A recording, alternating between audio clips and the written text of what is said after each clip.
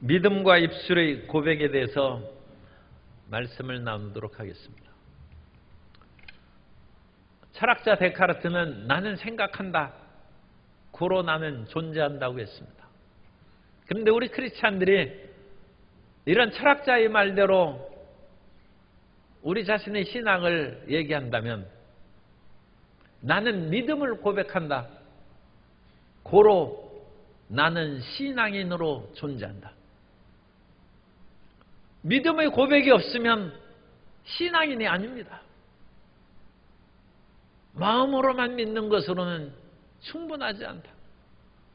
주님께서는 우리가 믿음을 가진 것을 고백하라고 말씀하십니다. 그래서 우리가 어떤 일을 고백합니까? 8절에 그러면 무엇을 말하느냐? 말씀이 내게 가까워 내 입에 있으며 내 마음에 있다 하였으니 곧 우리가 전파하는 믿음의 말씀이라. 사도 바울이 전파하는 믿음의 말씀은 무엇입니까? 곧 하나님께서 그를 죽은 자 가운데서 살리신 것을 내 마음에 믿으면 구원을 받는다는 것입니다. 이것은 우리가 믿고 고백하는 것이 예수님께서 이 땅에 오셔서 십자가에 못 박혀 죽으셨다는 것입니다. 그리고 그 죽으심은 우리의 죄를 위하여, 보다 더 적극적으로 얘기하면 나의 죄를 위하여 죽으셨다는 것을 믿어야죠. 그리고 내가 이 세상의 모든 허물과 질병과 저주와 죽음의 고통에서 벗어나 완전 자유하기 위하여 부활하셨기 때문에 나도 예수님을 믿고 이 죽음의 고통에서 부활할 것이고 영생 천국을 얻는다는 것을 마음에 믿으면 하나님께서 의로 여기시고 이 일을 입으로 시인하면 구원에 이른다는 것입니다. 그래서 우리가 이 믿음과 고백이 정말로 중요한 것입니다. 그래서 이 고백을 우리 마음의 진실 가운데 행해야 되는데 마태복음 7장 21절에 나더러 주여 주여 하는 자마다 다 천국에 들어갈 것이 아니오 다만 하늘에 계신 내 아버지의 뜻대로 행하는 자라야 들어가리라. 이건 입술로만 하는 것이요. 마음에 믿음이 없어요. 그런데 입으로만 주여 주여 하고 그것은 거짓된 고백입니다. 마음속에 믿음이 있어야 되고 입술도 고백해야 됩니다. 그런데 나보고 주여 주여 하는 자마다 천국에 들어가지 못한 것은 입으로는 하는데 마음은 없어요. 마음은 콩밭에 있고 딴 세상에 가득 차 있고 형식적으로는 주여 주여 하면서 교회를 나온다 할지라도 그것만으로는 안 된다는 것입니다. 그러나 그 반대로 또한 고백 없는 믿음은 죽은 것입니다.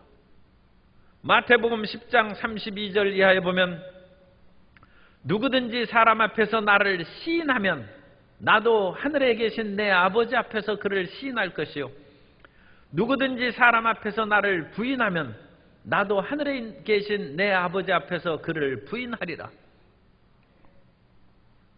나는 믿음이 있는데 할 수 없이 내가 사람들 앞에서는 교회 안 다닌다고 그와 같이 부인했습니다. 용서해 주십시오. 용서는 받을 수 있을지 몰라도 그건 올바른 그런 신앙인의 태도는 아닙니다. 왜냐하면 사람 앞에서 나를 시인하면 나도 하늘에 계신 내 아버지 앞에서 그를 시인할 것이요. 어떤 목사님이 아니 예화가 그렇게 목사님이라고 나와서 할 수 없이 얘기하는 거예요. 어떤 목사님이 꿈에 천국에 갔는데 천국문을 통과할 때 하나님 아버지께서 물으시는 것입니다. 내가 이 땅에 살아갈 때 진실하게 살았느냐? 항상 진실하게 살았느냐? 항상 있어요. 참 항상 진실하게 못 살았습니다. 넌 항상 깨끗하게 살았느냐? 깨끗하지도 못합니다. 그 목사님도 좀 정직하긴 해요. 넌 항상 정직하냐? 제가 정직하지도 못했습니다. 이런 얼굴이 붉어지고 아 이거 못 들어가겠구나 싶은데 예수님이 나타나더니 아버지여, 이 사람은, 이 목사님은 여러 가지 부족함이 많이 있지만 항상 살아있을 때 내 편이 되어서 사람 앞에서 나를 시인하고 나는 예수 그리스도의 종이다, 하나님을 믿고 구원을 받으라고 나를 시인했습니다. 그러므로 이 사람은 천국에 들어갈 자격이 있습니다. 그 말씀을 하신 것을 듣고 꿈에서 깼어요. 부끄럽기도 하겠니와 예수님을 믿는다고 항상 고백하고 그것을 선포하는 것이 이게 작은 일이 아닙니다. 주님께서 항상 이것을 시인한 것을 인정하고 그것을 하나님 아버지께 중보기도를 해 주신 것입니다. 그렇지 않으면 정말 그 망신과 부끄러움을 어찌 다 할 수 있겠습니까? 그럼 우리는 항상 어려울 때나 좋을 때나 어떤 위기를 당할 때에도 예수는 나의 주님이신 것을 고백해야 됩니다. 이 주님이라는 것은 헬라어로 큐리오스인데 이 큐리오스가 로마 제국 시절에는 황제를 부르는 그런 용어입니다. 황제나 자기 집의 노예가 주인을 부르는 용어가 큐리오스입니다. 그럼 우리가 예수님을 주님이라고 부를 때는 황제를 부르는 거예요. 그런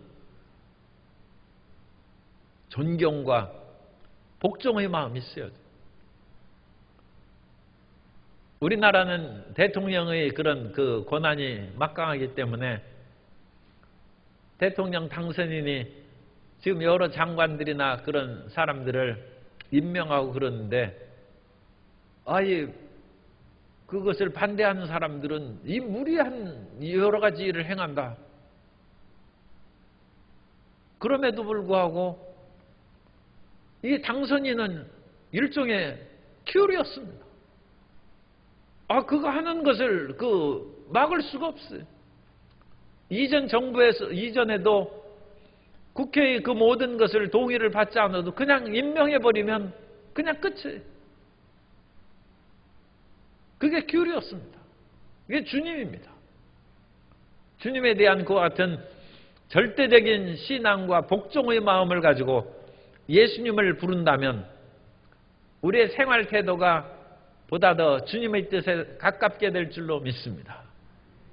그러므로 세상에서는 함부로 사람을 주라고 부를 수는 없죠. 그러면 그 사람의 종이 되는 거죠. 그러나 우리는 예수님만을 주님으로 섬기는 하나님의 백성이 되었은즉 우리의 머리끝부터 발끝까지 모든 것을 다하여 주님을 섬기는 믿음의 고백을 하며 살아가야 될 줄로 믿습니다. 그리고 하나님께서는 로마서 10장 13절에 있는 말씀처럼 누구든지 주의 이름을 부르는 자는 구원을 받으리라. 예수님을 큐리오스라고 부르면 구원이 거기에 있다고.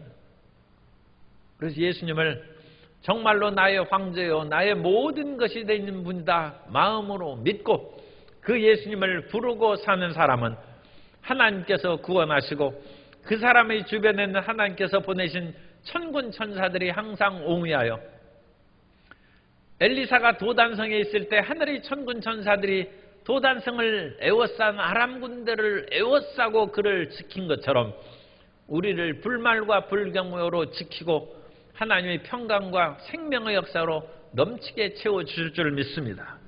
그래서 이와 같은 고백은 참으로 중요한 것입니다. 우리의 고백은 입술로만 하는 것이 아니라 그것은 온 우리의 인격, 우리의 지성과 감성, 의지의 모든 것의 총화로 나타난 것이 입술의 고백입니다. 소월의 시에도 그립다 말을 할까 하니 그리워. 그립다고 말을 하려고 그러니까 마음도 끌어당기죠. 마음이 움직이는 마음이 움직이는. 그러니까 우리가 마음에 안 믿는다. 이것은 나는 참 원망스럽다. 그런 말을 하면 믿음이 구말리장천으로 도망가 버리는 것입니다. 그런데 우리가 힘을 다하여 믿는다고 고백하면 온 세포까지 믿음으로 전투태세를 하고 믿음을 끌어올리는 거예요. 그러므로 실망스럽고 힘든 일이 다가온다 할지라도 이 믿음의 고백을 던져버리고 잘못된 고백을 하면 그야말로 파탄에 처하는 것입니다. 뿐만 아니라 거짓된 고백은 결국 모든 것이 드러나기 때문에 이 거짓된 고백에 하나님께서 그것을 받아들이시지 않을 뿐만 아니라 우리도 이와 같이 거짓된 고백을 분별할 수 있는 지혜를 얻어야 됩니다. 예레미야 12장 6절을 표준세 번역으로 이해하기 쉽도록 표준세 번역으로 제가 말씀드립니다. 그렇다 바로 내 친척 내 집안 식구가 너를 배신하고 바로 그들이 내 뒤에서 소리를 질러 너를 욕한다. 그러므로 그들이 너에게 다정하게 말을 걸어와도 너는 그들을 믿지 말아라. 이 세상에서는 겉으로는 욕하고 온갖 나쁜 것을 하면서 가까이 와서는 다정하게 얘기한 사람들이 많이 있어요. 그 다정한 말에 넘어가면 인생 파탄이에요. 그 사람들은 자기를 해하고 잡아먹으려고 그러는데 그 옆에 다정한 말로 나를 사랑하는구나 그렇게 속아 넘어가는 것은 그건 어리석은 것이고 자기 욕심에 빠져서 미혹에 빠진 사람은 나는 모든 사람에게 사랑받고 싶다는 그런 마음이 있어요. 그런데 모든 사람이 사랑 안 합니다. 예수님께서도 십자가에 못 박혀 죽으셨는데 어찌 예수님 믿는 사람을 모든 사람이 사랑하겠습니까? 우리 있을 수 없는 것이죠. 그런데 그와 같은 허망한 생각에 마음을 빼앗기면 한 사람이라도 자기를 비난하면 마음 아파서 견디지 못하는데 아니 예수님께도 침 뱉고 손으로 그 얼굴을 때리고 고통을 했는데 예수 믿는 그 제자 자녀들이야 더 말할 필요가 없어요. 스승을 그와 같이 모욕했는데 그 제자를 대단하게 여기겠습니까? 그런데 예수님 믿는 사람들이 너무 다른 사람들에게 인정받고 좋은 말 들으려고 하는 것은 그건 우리 잘못된 생각입니다. 자칫하면 그것은 망상이 될 수 있어요. 우리는 진리 앞에서 사랑받고 칭찬받는 하나님의 자녀가 되어야 될 줄로 믿습니다. 그러므로 예레미야를 하나님께서 그와 같이 훈련시키고 교육시킨 것입니다. 그들은 지혜에서 너에게 험담하고 큰 소리로 욕한 사람인데 너한테 가까이 와서 다정하게 얘기하고 그래도 속지 말라는. 그리고 오직 내가 너에게 주는 말을 진실되고 담대하게 전파하라. 그런 강한 믿음을 가진 사람이 성숙한 사람입니다. 그러니까 청문회 가서도 소신 있게 얘기해야 되고 법정에 가서도 자기 진실을 얘기할 수 있는 사람이 진짜 강하고 담대한 그런 사람이죠. 그런데 수르보니게 여인이 성경에 나오는 그 수르보니게 여인이 그런 종류의 이분이 보통 사람이야. 자기 딸이 그런 믿음을 가진 사람에게 흉악한 그 딸에게 흉악한 귀신이 들렸다는 것도 참 그 의아스러운 일.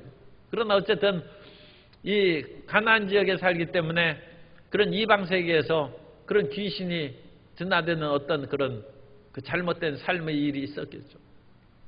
그런데 수르보니 여인의 믿음은 소리를 질러도 예수님께서 들은 척도 안 하고 가시고 제자들이 얘기해도 예수님께서 들은 척도 안 하시고 예수님 앞에 뛰어와서 주여 제 딸이 흉악한 귀신이 들렸나이다 하는데도 예수님께서 그 기도를 들어주시지 아니하고 자녀의 떡을 취하여 개들에게 던짐이 합당하지 않다 하면서 거절하셨는데도 이 수르보니 여인이 뒤로 물러가지 않습니다. 주여 개들도 주인이 상에서 떨어진 부스러기를 먹습니다. 그러자 마가복음 7장 29절 이하에 보면 예수께서 이르시되 이 말을 하였으니 돌아가라. 귀신이 내 딸에게서 나갔느니라 하시매 여자가 집에 돌아가 본즉 아이가 침상에 누웠고 귀신이 나갔더라.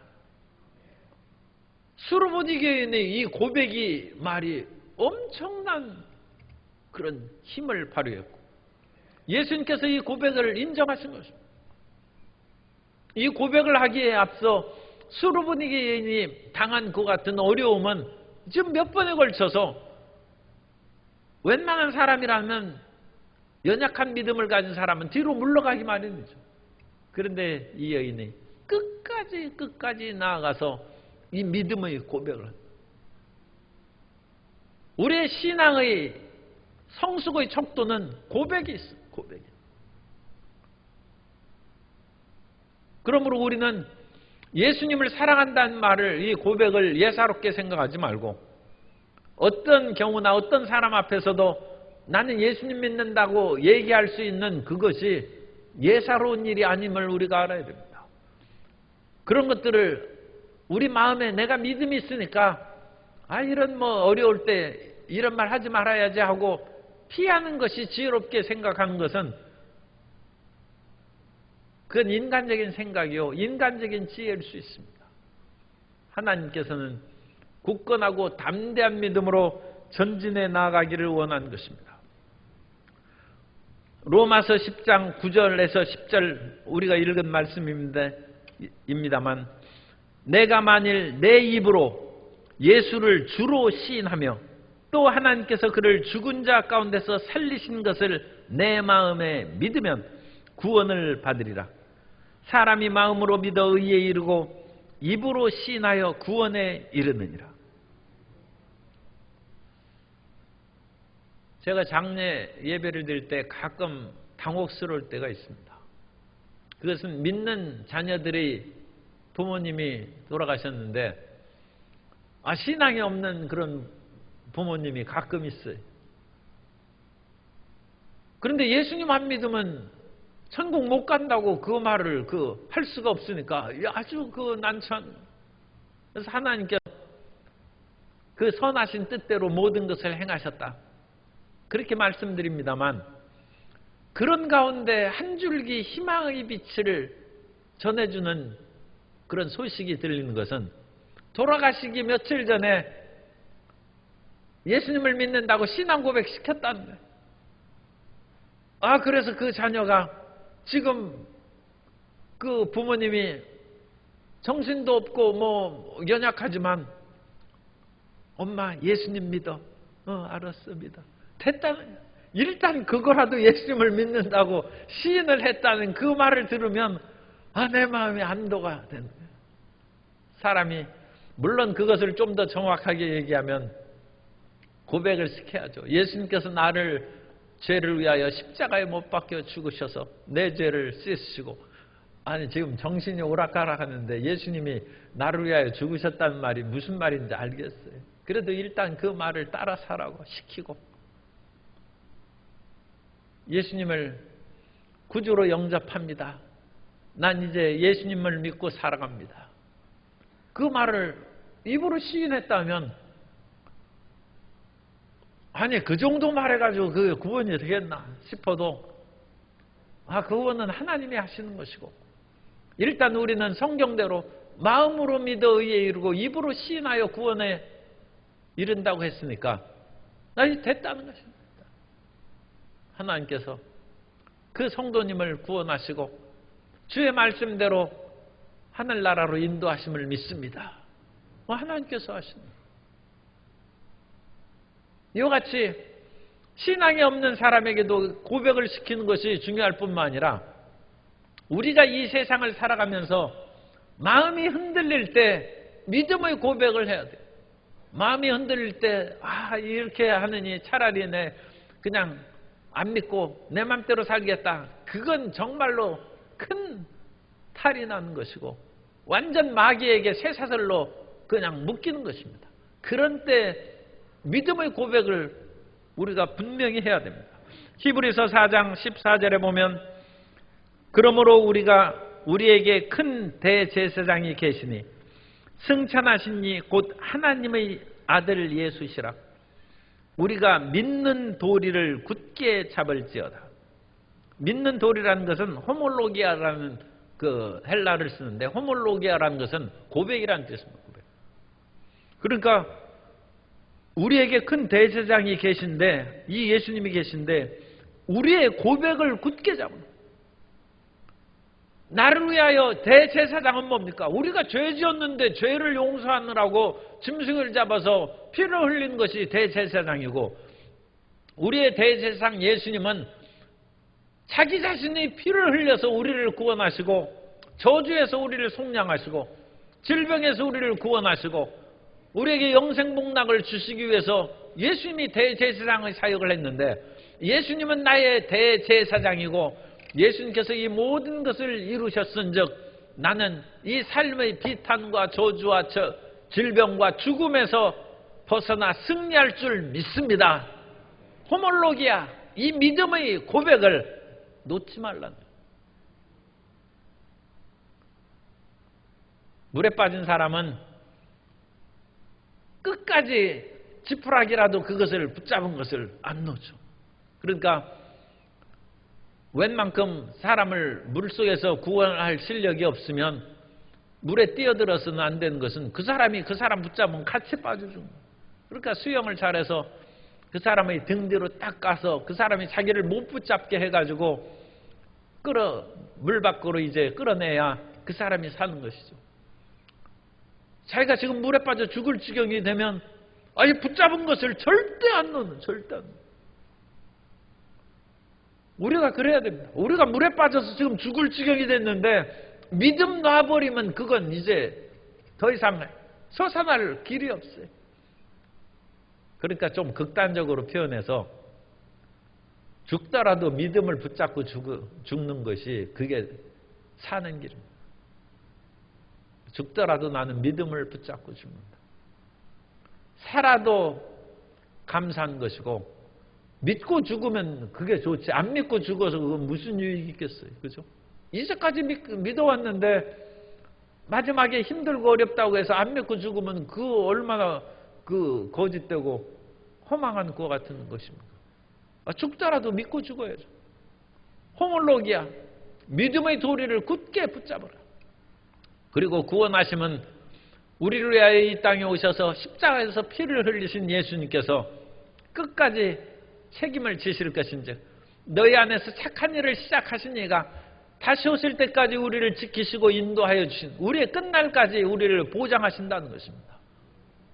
그 말씀을 굳게 믿고 어떠한 어려움과 질병과 고통이 다가와도 믿음의 도리를 놓지 않는 모든 성도님 되시기를 주님 이름으로 축복합니다.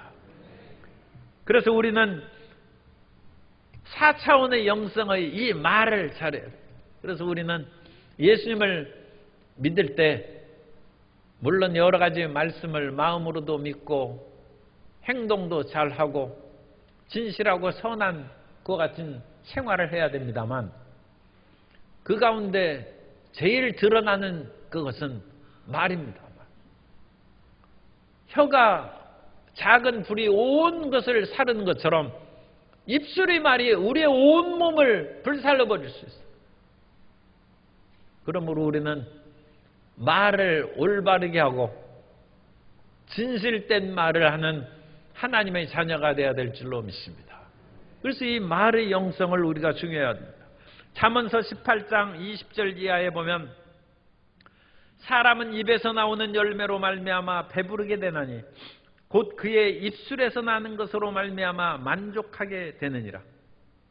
죽고 사는 것이 혀의 힘에 달렸나니 혀를 쓰기 좋아하는 자는 혀의 열매를 먹으리라. 우리 입에서 나오는 그것을 먹고 산다는 것입니다. 이것을 좀 과장해서 얘기하면 지금까지 삶의 쓴 열매를 먹는 것은 자기가 말을 잘못해서 그런 거예요. 지금까지 수많은 말의 언어의 실수로 말미암아 내 인생이 쓴 열매를 먹는다. 그리고 지금 복받고 잘 사는 사람은 말이 복받을 말을 많이 했어요. 그 언어 열매로 말미암아 지금 사람들에게 사랑받는 것입니다. 사람이 말 한마디 해가지고 친구를 얻기도 하고 말 한마디에서 원수가 됩니다. 이 사람 사이는 참 묘합니다. 어떤 어렵고 힘들 때 그 사람에게 진실된 사랑의 말을 하면 사람은 알아듣죠. 좀 비유가 그렇습니다만 개도 알아듣습니다. 자기 집에 키우는 강아지도 주인이 이리 오라 해서 한 대 때리려고 그러면 걔가 알아들어요. 그 목소리가 틀린가 봐요. 뭔가 또 어떤 기운이 있겠죠. 그래가지고 이 강아지가 잘못해가지고 이리 와 해가지고 목소리는 다정한데 이 속에 도끼를 품고 있죠. 절대 걔가 안 옵니다. 어찌 사람이 모르겠습니까? 그 사람이 진실되고 정직하지 않은 말을 한 후에 나중에 그 친구가 자기를 섭섭하게 하면 왜 나를 이와 같이 대하느냐? 옛날에 자기가 그 말을 한 입술의 열매를 지금 받는 것입니다. 그럼 우리는 진실된 말, 사랑의 말, 그 사람을 참으로 의하는 말이 안 나오면 말을 하지를 말아야죠. 왜냐하면 거짓말은 알아듣는 거예요. 거짓말은 결국 그 사람은 영혼의 존재이기 때문에 그 거짓말이 결국 자기에게 부메랑이 돼서 돌아오는 것입니다. 저주의 말은 절대로 하면 안 됩니다. 그래서 왜냐하면 이 저주의 말은 사람마다 상황이 다르기 때문에 저주를 받을 만한 사람이 물론 있어요. 그것은 하나님에 대해서 모독을 하거나 그런 사람 외에는 사람 사이의 관계에서는 저주를 안 하는 것이 좋습니다. 왜냐하면 사람들은 온갖 것이 뒤엉켜 있어서 그 사람이 나를 굉장히 나쁘게 했을지라도 근원적으로 파고 들어가면 그 나쁜 말과 행동이 자기로부터 비롯됐을 수도 있어요. 아니면 자기 조상으로부터 비롯됐거나. 그런데 그 사람을 저주하면 그 저주가 합당하지 않아서 그 저주가 자기에게로 돌아오는 것입니다. 그래서 사람을 저주하지 않는 것이 그것은 우리의 행복을 위해서 좋은 것입니다. 오히려 축복의 말을 하면 그 사람에게 합당하지 않은 경우에는 축복이 우리에게 다시 돌아오게 될 줄로 믿습니다. 그래서 말을 항상 좋은 말을 하고 생명의 말을 하고 축복의 말을 하라는 것입니다. 이 말에는 하나님의 위대한 역사가 나타나서 말의 권능을 주님께서 주셨어요. 하나님께서 태초에 천지를 창조하실 때 빛이 있으라 하심에 그 태초에 말씀이 있어서 말씀으로 천지를 창조하셨다. 말씀의 권능입니다. 예수님의 권능이죠. 그런데 이 하나님께서 말씀을 통하여 위대한 창조의 역사를 행하신 것처럼 하나님의 형상과 모양대로 사람을 지으셨습니다. 그래서 우리에게도 언어의 능력이 있어요. 말의 능력이 있습니다. 물론 우리가 범죄함으로 말미암아 그런 능력이 굉장히 훼손됐겠죠. 그 예를 우리가 들 수 있는 것이 아담이 하나님의 능력으로 지혜가 넘쳐나서 자기에게 나오는 모든 짐승의 이름을 다 지어줬는데 우리가 또 그렇게 힘들고 어려운 것이 자녀들이 이름 짓는 거예요. 자기 자녀가 10명도 안 돼. 그런데도 이름 짓는 것이 무척 힘든데 아담은 호랑이, 사자, 개, 코끼리 온갖 이름을 짐승들을 다 이름을 얼마나 지혜롭습니까?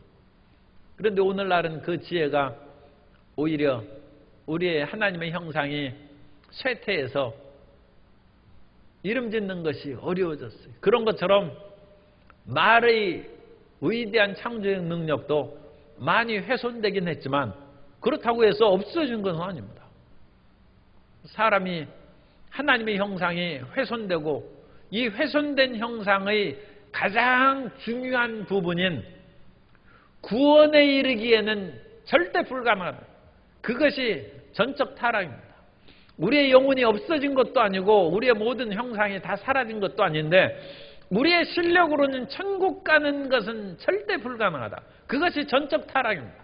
우리가 완전히 타락함으로 바보가 됐다는 얘기가 아니라 우리는 웬만큼 하나님의 형상의 그 잔존, 그림자가 남아있고 그것으로 인하여 상당히 지혜롭게 살아갈 수 있는 조금밖에 없어도 그와 같은 힘이 있어요. 그러나 천국은 못 간다.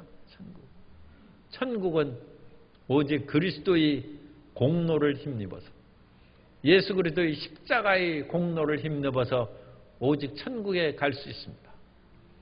그러니까 우리에게 있는 그런 입술의 그런 말을 우리가 잘 행하면 그 안에서 능력이 나타나요. 그래서 우리가 전도하러 갈 때에도 그 집에 들어가서 평강이 있을지어다 하면 하나님께서 온 집을 평안으로 착 채우는 거예요. 영적 분위기가 있죠. 그러니까 사람들이 뭔가 서먹서먹하고 그럴 때 참 미소가 아름다우십니다. 참 얼굴이 온화하고 아름답게 보입니다. 하면 분위기가 싹 냉랭한 분위기가 확 바뀌죠. 그 말 한마디로 사람 사이에 그 분위기가, 영적인 마음의 분위기가 확 바뀌는 거예요. 전도하러 우리가 갈 때도 집에 들어가면서 이 집에 평안이 있을지어다 할 때 이 전체의 영적 분위기가 달라지고 혹시라도 그 집안의 흑암의 세력이 묶임을 당합니다. 왜냐하면 하나님의 평강을 선포할 때 그 평강의 천사들이 불평과 원망과 저주의 흑암의 세력들을 묶어버립니다. 우리가 기도하고 전도하러 갈 때는 보이지 않는 하나님의 천군 천사들이 우리와 동행하는 줄 믿습니다. 왜냐하면 흑암의 세력하고 싸우러 갔는데, 귀신들하고 싸우러 갔는데 이건 사람들의 눈에 보이는 혈과 육의 싸움이 아니죠. 당연히 하나님께서 그와 같은 천군 천사들로 우리를 지키시고 우리를 영적 전쟁에서 승리하게 해주실 줄 믿습니다. 그러므로 기도하면서 평강의 말을 선포하라. 평안의 말을 선포하고 그 말이 안 나오는 그것은 이미 자기가 눌린 거예요. 어디 가서 전도하려고 하는데 평화의 말이 안 나와요. 좋은 말을 하려고 하는데도 그 사람의 인상이 이렇게 흉악해가지고 좋은 말이 안 나와. 이미 실패한 거예요. 이미 자기가 눌린 거예요. 그쪽에 있는 귀신 흑암의 세력한테 자기가 이미 눌린 거예요. 그 사람에게 그 승리 전도하기에는 어렵습니다. 다시 집에 돌아가서 기도하고 와가지고 자기 얼굴이 온화하고 승리와 평강의 역사가 나타나서 상대방을 그것을 압도해야지. 그래서 우리 입에 나오는 이 평안의 언어가 그 중요한 것입니다. 마태복음 10장 12절 이하에 보면 또 그 집에 들어가면서 평안하기를 빌라. 그 집이 이에 합당하면 너희의 빈 평안이 거기 임할 것이요 만일 합당하지 아니하면 그 평안이 너희에게 돌아올 것이니라. 그래서 하나님께서 우리에게 이와 같이 입술의 권세를 주셨는데 이 입술의 권세가 우리에게 분명하게 큰 힘으로 나타나는 것을 체험하려면 그 말씀이 우리 마음 가운데 끊임없이 반복되고 반복되어 마음에 새겨져서 믿어져야 됩니다. 자기에게 믿음이 없는 것을 그냥 얘기하는 것은 공허한 말이죠. 어떤 사람에게 물건을 그렇게 판매하는 사람도, 외판원도 자기 마음 가운데 확신이 있으면 사람들에게 많이 팝니다.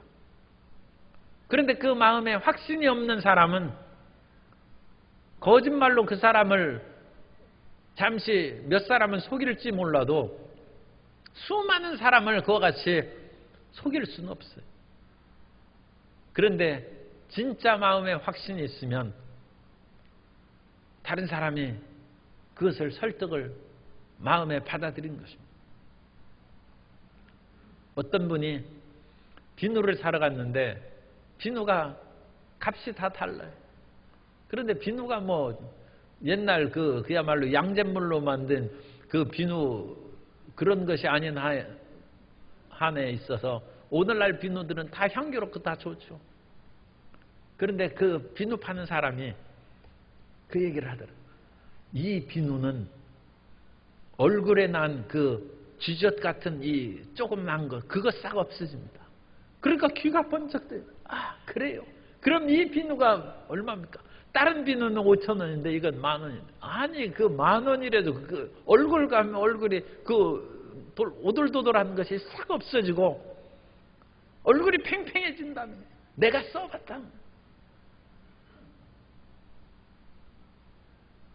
그 마음에 확신이 차서 그 얘기를 하니까 그게 사람들이 그것을 말을 들으면 사과. 우리가 어떤 말을 행할 때에도 그 말이 마음에 심어져서 자기 마음에 확신이 다가올 때 오도록 끊임없이 그걸 새겨야 돼요. 그렇기 때문에 시편 1편에 있는 것처럼 복 있는 사람은 하나님의 야훼 율법을 즐거워하며 주야로 묵상하는도다. 아니, 즐거워하고 주야로 묵상하는데 마음에 안 들어왔다. 그러면 그거 무슨 소용이 있어? 입에만 그것이 왔다 갔다 하면 그건 무슨 효과가 있겠어요? 그런 뜻이 아니겠지 않습니까? 마음에 즐거워하고 그것을 주야로 묵상함으로 마음에 가득 차고 그 말씀이 우리 마음을 변화시켜 버리는 거예요. 그때 마르지 않는 시냇가의 나무처럼 우리 삶에 풍성한 하나님의 축복의 열매, 성령의 열매가 맺힌다는 거예요. 성경에 보면 하나님의 말씀이 여러 번 반복되는 것이 나타납니다. 요즘에 우리 성도님들 가운데 코로나 확진자들이 있고 많이 해제된 분도 있어서 제가 그것을 메시지를 보냅니다. 두려워하지 말라. 내가 너와 함께 함이라. 놀라지 말라. 나는 내 하나님이 됨이라. 내가 너를 굳세게 하리라. 참으로 너를 도와주리라. 참으로 나의 의로운 오른손으로 너를 붙들리라. 이 말씀이 조금씩 다릅니다만 이게 같은 말로 방부하는 거예요.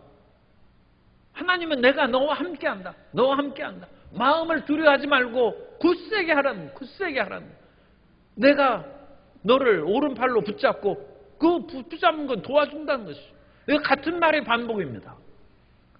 성경은 이 말씀을 두려워하지 말라, 너를 마음을 굳세게 하라, 도와준다 하는 그것을 계속 반복하는, 계속 반복. 그래서 이 반복된 말씀이 우리 마음 가운데 새겨지고 믿어지는 거예요.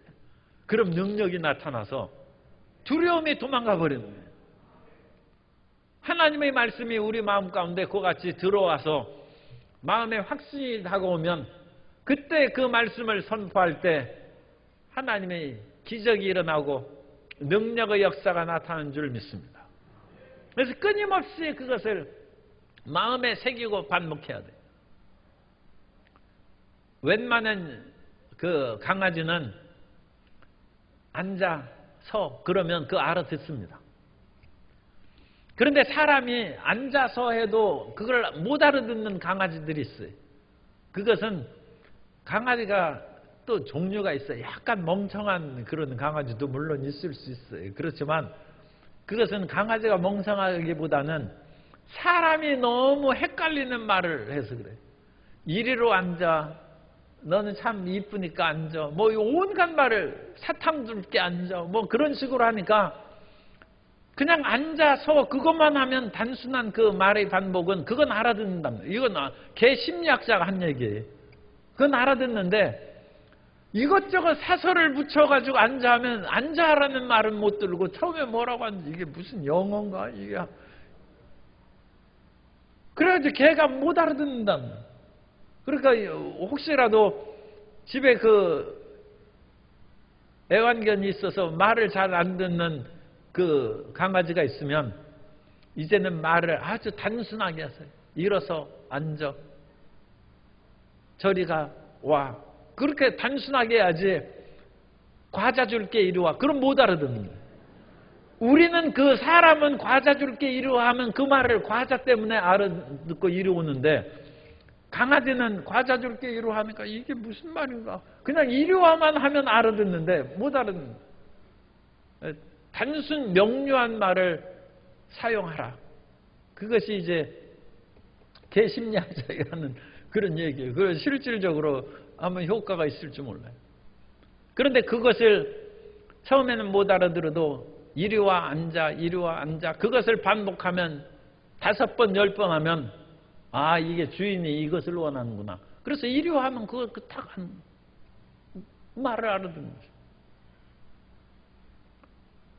마음에 그 사실이 깊이 새겨지도록 끊임없이 반복하고 그 말을 전함으로 하나님의 역사를 체험하시기 바랍니다. 그래서 그 하나님의 말씀을 끊임없이 읽고 묵상하는 것은 내 마음에 믿어지고 새겨지기 위함인 것이고, 그 말씀이 우리 마음 가운데 가득하면 마음에 가득한 것이 입 밖으로 나오는 거예요. 그래서 입 밖으로 나오면 그것은 진짜 역사가 나타납니다. 왜냐하면 그 속에 가득한 것으로 하니까 마음에 가득한 그 진심이 다른 사람에게 사랑과 미움으로 나타나기도 하고, 마음에 가득한 것이 힘과 능력으로 나타나는 것입니다. 그리고 또한 우리가 이 말을 선포할 때 명령어를 하는 것이 또한 중요합니다. 우리 마음 가운데 물론 담대하게 믿음이 있어야 명령을 하죠. 그래서 귀신아 나가라, 질병아 치료 받을지어다, 그 명령을 선포해. 끝까지 하나님 이 병을 고쳐주옵소서, 고쳐주옵소서, 그것만 하지 말고, 하나님께서 이미 예수님께서 채찍에 맞음으로 너희가 나음을 입었다고 했으니까 나는 나았다, 병아 떠나 갈지어다, 명령하랍니다. 그것은 장군과 병사들이 그런 관계에 있어서 이 명령어가 중요합니다. 장군이 부하들 보고 우리 열심히 나가서 싸우고, 여러분들이 나가서 전쟁에서 이겨야 여러분의 가족들이 살고 이 나라가 평안하지 않겠습니까? 여러분, 우리 같이 나가서 싸웁시다. 제발 우리 힘을 합합시다. 장군이 그러고 있으면 병사들 그 말 알아듣느라고 오히려 힘이 다 빠져요. 장군은 그 얘기할 필요 없어요. 지금 다 일어나서 전진한다, 앞으로 돌격! 명령을 하면, 아니 지금 앞으로 그냥 돌격하면 나가는 것이고, 부모와 처자의 안위가 있고 이것으로 인하여 나라가 승리하고 그런 주변 잡다한 말을 할 필요가 없어요. 그건 나중에 정신교육할 때나 하는 것이고, 지금 전쟁터에 나오면 그냥 앞으로 전진해서 나아가는 것입니다. 앞으로 나가라 명령하고 돌격하면 끝난 것이지, 지금 전쟁에서 질병을 물리치고 마귀를 하는데, 마귀는 너는 힘도 다 잃고, 예수님께서 채찍에 십자가에서 못 박힘으로 정사와 권세를 다 도말하고, 마귀가 그거 들다가 나갈 생각 안 하고 졸아요. 그냥 마귀는 이 마귀야, 예수의 피로 떠나 갈지어다, 예수의 보혈로 명하느니 물러가라, 명령하는 거예요. 그 명령할 때 하나님의 권능이 우리에게 나타납니다. 그래서 기도의 여러 가지로 상세하게 조목조목 그건 하나님께 아뢰을 때나 하는 것이고, 일반적인 질병과 귀신과의 싸움에서는 명령어가 중요해요. 그때는 그러니까 하나님 앞에 기도하는 거하고 귀신하고 싸울 때의 전투 용어가 참 말하기가 이제 어려운데, 사람 싸울 때는 단순 명령하게 짧은 말로 막 따발총처럼 쏴야지, 길게 사설하고 너와 나가 사귄 지가 10년인데 이렇게 서운하게 그러면 뭐 싸우면 100전 100패. 지금 그래가지고 단순 명료하게 그냥 상대방을 뒤집어 거꾸러뜨려야지, 그거 무슨 여러 가지 설명하고 그럴 것이 뭐 있어. 나중에 이제 화해했을 때나 상냥하게 차를 마시면서 조근조근 얘기를 해야죠. 사람이 이런 언어의 사용에 있어서 명령어를 사용하는 그 때가 있다, 그것을 생각하고, 그리고 우리가 그러니까 지금은 이제 말씀으로 우리가 문제 해결을 받고 승리함을 받는 것이고, 또 하나의 길은 성령 충만한 말을 해야 돼요. 성령 충만. 사람이 기도할 때도 그냥 기도할 때 그 언어하고 기도를 30분 1시간 해가지고 성령 충만해서 나오는 언어가 틀립니다. 그러니까 우리가 성령 충만해서 말씀을 선포해야 돼요. 성령 충만. 그래서 성령 충만한 언어에는 권능이 나타난 권능이. 베드로가 오순절날 성령의 충만함을 받고 나서 베드로가 사도행전 2장에서 설교를 합니다. 이 베드로의 캐리그마라고 그래요. 연약하고 그와 같이 떨던 베드로가 어찌나 말을 잘하는지 사람들이 그냥 다 뒤집어졌어요. 그래서 사도행전 2장 38절 이하에 보면 베드로가 이르되 너희가 회개하여 각각 예수 그리스도의 이름으로 침례를 받고 죄사함을 받으라. 그리하면 성령의 선물을 받으리니 이 약속은 너희와 너희 자녀와 모든 먼데 사람 곧 주 우리 하나님이 얼마든지 부르시는 자들에게 하신 것이라 하고 또 여러 말로 확증하며 권하여 이르되 너희가 이 패역한 세대에서 구원을 받으라 하니 그 말을 받은 사람들은 침례를 받으며 이날에 신도의 수가 3,000이나 더하더라. 하루에 3,000명이 이와 같이 회개하고 뒤집어지는 역사가 이 성령의 역사가 아니면 이루어지겠습니까? 베드로가 오순절이 성령의 충만함을 받고 이 말씀을 선포하며 별다른 얘기 아니죠. 예수님께서 너희가 십자가에 못 박혀 죽게 한 그 예수님을 하나님이 다시 살리셨고 그 예수님이 약속하신 성령을 우리에게 보내주셔서 오늘 우리가 너희 앞에 이와 같이 섰다. 그러므로 너희도 우리를 이상하게 생각하지 말고 우리의 이 담대함과 그야말로 얼굴만 봐도 얼마나 용기와 힘이 넘쳐나겠어요. 이 얼굴빛만 봐도 우리가 변한 거 알지 않겠느냐. 그러니까 너희도 회개하고 예수님을 믿으라는 것입니다. 그러니까 3,000명이 믿었어요. 복음은 단순 명료한 것이고 단순 명료한 그 복음의 메시지가 사람의 마음을 뒤집어 버리는 것은 성령의 역사입니다. 성령. 그래서 우리는 항상 가족과 이웃에게 전도할 때 말로 길게, 이 가족은 전도하기가 더 어렵죠.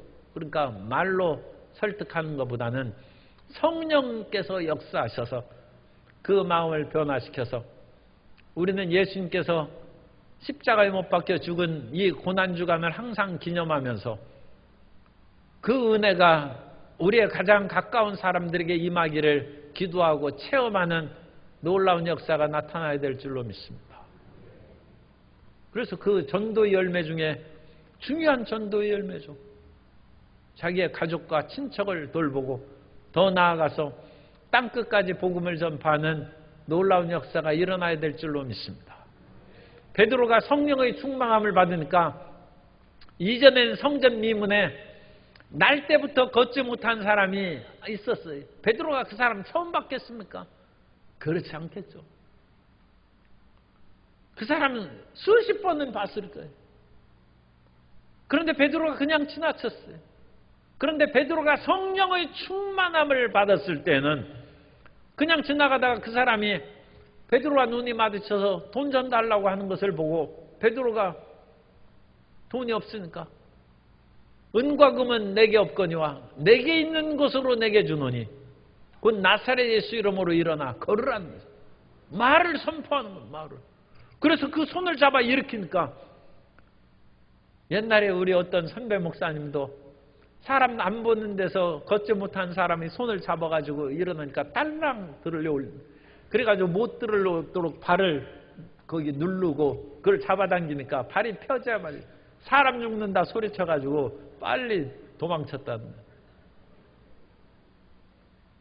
성령께서 역사하셔서 베드로가 성령이 충만해서 그 사람의 손을 그냥 잡아 일으키니까 그 사람의 다리가 쫙 펴졌어. 그래서 걸으며 뛰면서 하나님을 찬양했어요. 우리가 그와 같이 성령의 충만함을 받아야 됩니다. 우리 순복음교회는 성령 충만한 교회입니다. 그래서 끊임없이 그것을 위해서 기도하는 거예요. 말씀을 교육하는 교회도 있고 제자 교육하는 교회도 있고 구제하고 남을 돌보고 병상에 있는 사람들을 돌보고 신방하는 교회도 있고 우리는 그런 일도 행하지만 가장 중요한 우리 교회의 특징은 성령 충만입니다. 우리는 그 성령 충만이 우리의 전공이요. 우리 가장 교회 안에서 하나님께서는 다양한 지체를 주셨는데 그 지체 중에서 순복음교회가 한 것은 성령 충만함을 받아서 새 방언을 말하고 귀신을 쫓아내고 병든 자를 치료하는 것이 우리 교회의 중요한 사명인 줄 믿으시기 바랍니다. 그리고 그 사명을 위해서 끊임없이 기도하고 그런 일을 행하는 것을 기쁘게 생각해야 돼요.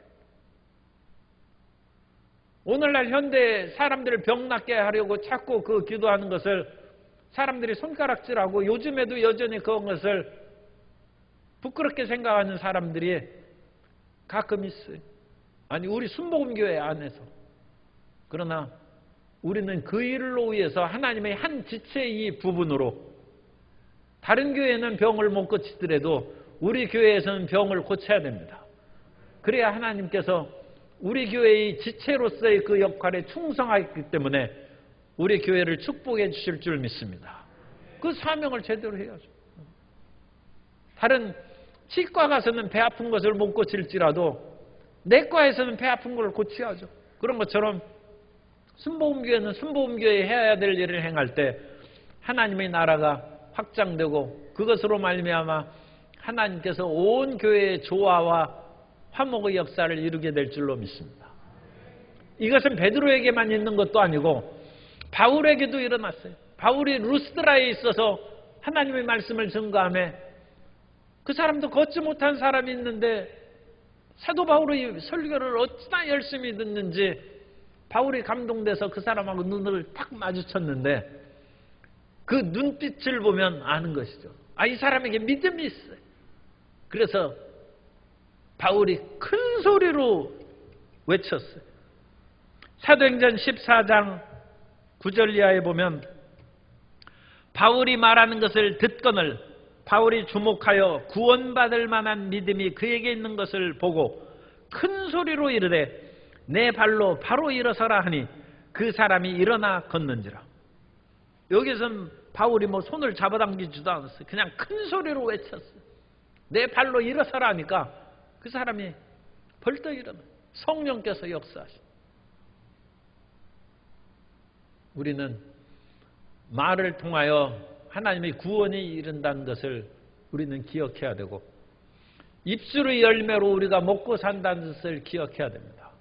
그러므로 항상 예수님의 죽으시고 부활하신 것을 우리가 입으로 선포해서 예수님의 죽으심은 어떤 의미입니까?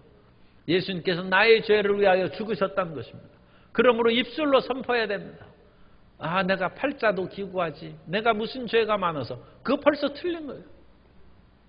예수님께서 나를 위하여 죽으셨은즉 나는 의로운 사람이 되었다. 예수님의 죽음으로 나는 깨끗하게 되었다. 예수님께서 채찍에 맞음으로 나는 나음을 받았다. 아, 이 저주받은 몸, 내 평생에 고생하면서 나는 또 옛날에 그 뭐죠?